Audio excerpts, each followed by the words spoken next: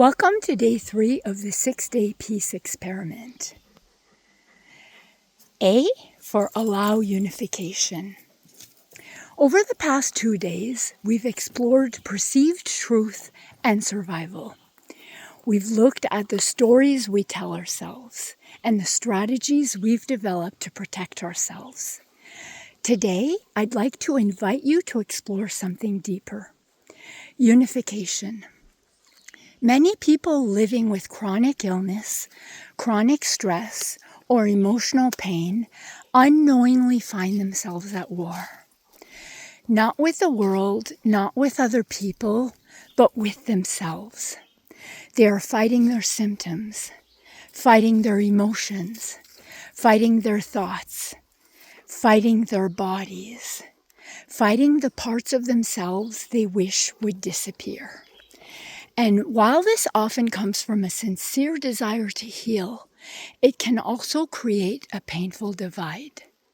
A divide between who we are and what we're experiencing.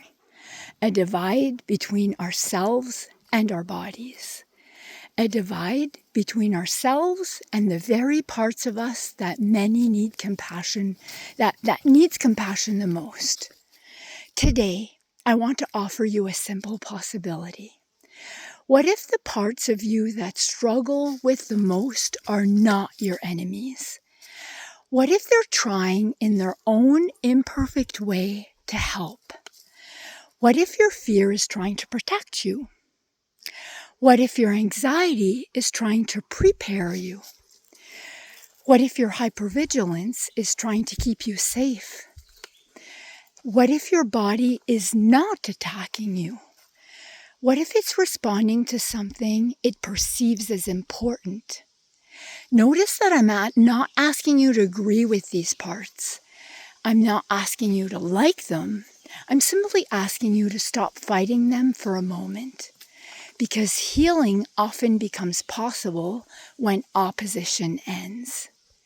Imagine a family where everyone is arguing. No one's listening. No one feels understood. Everyone is trying to be heard. That is often what happens inside us. Parts of ourselves become louder and louder because they don't feel seen. Today, rather than resisting what arises, I invite you to become curious. What are you fighting?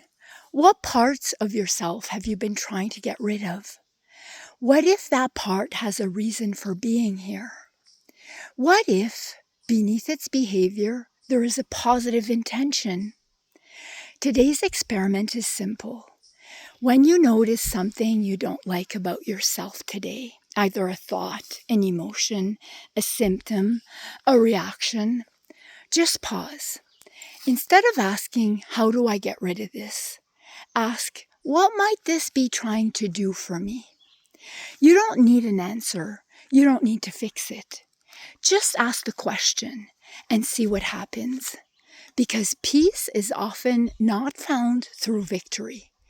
It is found through understanding. The goal today is not agreement. The goal is relationship. The goal is allowing the possibility that more of you belongs than once believed. I'll see you tomorrow.